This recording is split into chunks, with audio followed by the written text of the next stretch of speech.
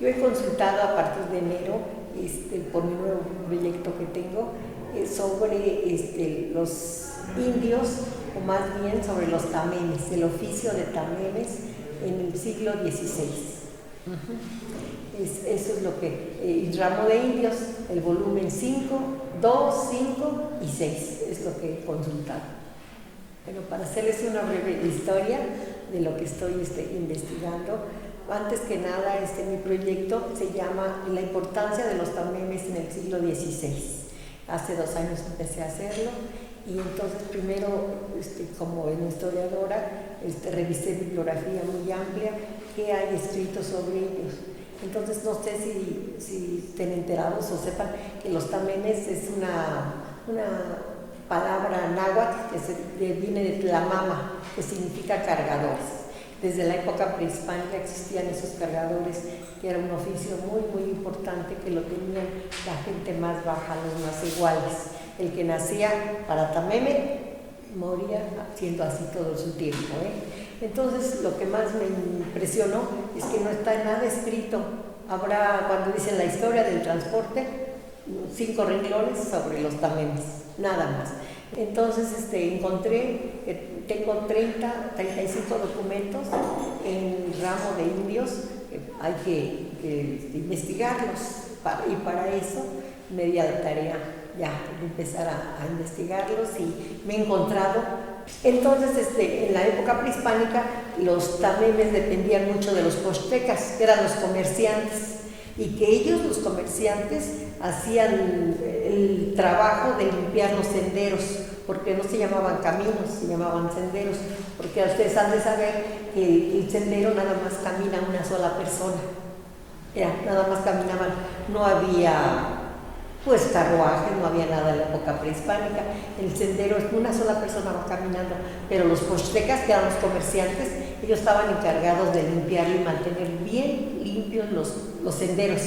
Entonces, y a los tamemes los ocupaban cómo ir cambiando, un tramo caminaban ellos y venía otro tramo, otro tameme, y así iban por tramos. Viene la época prehispánica, la época colonial. ¿Y qué pasa con la época colonial? Ahí ya no es lo mismo, ahí ya no. Necesitan que ya no senderos, sino caminos mucho más amplios. ¿Para qué? Porque hacen la introducción de carretas, eso es hasta el siglo XVII más o menos. Carretas, animales de carga, mulas, caballos, ¿sí? Entonces todo eso me ha dado por investigar también en documentos muy importantes como códices.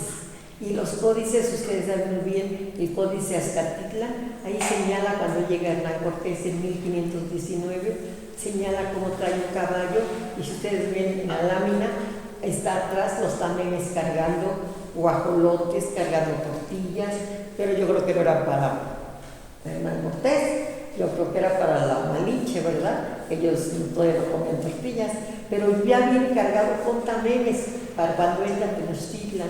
Entonces ahí me doy cuenta qué importantes son ellos ya desde el 1519. Encontré en la librería de aquí un documento de Hernán Cortés, el libro de su familia, que es lo que habla, y él señala que tiene cerca de 5,000 tamemes. En este documento del 684 del ramo de indios, el volumen 2, aquí los documentos nos sirven para corroborar lo que nos dicen los historiadores, pero los primeros de primera mano, que son los conquistadores, los religiosos y los cronistas. Esos son los de primera mano, que todo Bernal del Castillo, por ejemplo.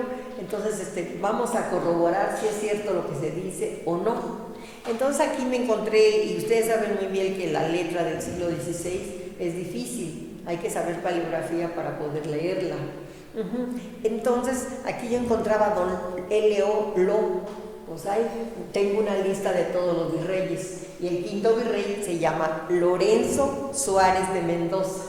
Entonces a él se le avisa y se le dice que no pueden seguir tratando mal a los indígenas, sobre todo a los tamemes. Entonces él manda un aviso al corregidor, que se llama Diego Hurtado, que por favor, les dice así, que no, por ningún efecto, ninguna causa, contrate a los indígenas como tamemes. Y al final dicen 1583. Pero si vemos las cédulas que han habido en favor de los indios, desde 1542 y 43, esos fueron las leyes nuevas, que son muy importantes, muy importantes, porque el número uno, el rey de España, que era Carlos V, señala que por favor no trataran mal a los indígenas, no los trataran mal.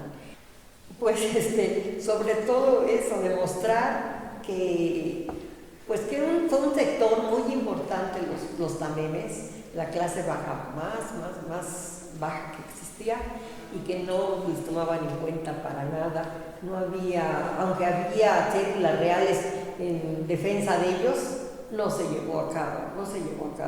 Y todavía encuentro que para 1579 el Martín Enríquez, el virrey Martín Enríquez, él da la última cédula, para 1579, fíjense bien, la última cédula en favor de los tamemes, que se prohibía que los ocuparan sin darle una paga y sin su consentimiento, que eso le importaba mucho al rey de España, que con su consentimiento ellos los ocuparan para trabajar, si querían hacerlo, y con una paga, y también que no recorrieran distancias excesivas.